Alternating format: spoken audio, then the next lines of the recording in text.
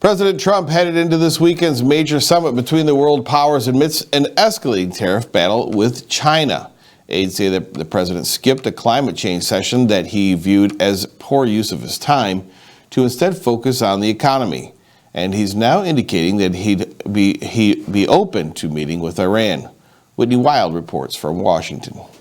At this moment, the president is headed home from France after a weekend spent face-to-face with world leaders at the G7 summit. Tonight, there's new optimism that the U.S. may be moving forward on two major pieces of foreign policy.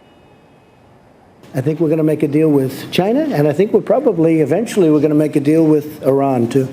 The G7 summit wrapping Monday with President Trump signaling possible deals that would end the trade war with China. I believe it more strongly now than I would have believed it a while ago. And perhaps reestablish a nuclear agreement with Iran. We're looking for no nuclear weapons, no ballistic missiles, and a longer period of time. During a 30-minute press conference, Trump said he's more hopeful for a deal after China's vice premier called for a calm attitude in negotiations. It's a shift in tone after a weekend that saw China and the U.S. threatening increased tariffs on one another's imported goods. Are you now ready to make a deal? Only if it's a fair deal and a good deal for the United States. Otherwise, I will not make a deal. Trump also applied cautious confidence to international security, saying he may be willing to meet with Iran. If the circumstances were correct or the right, I would certainly agree to that.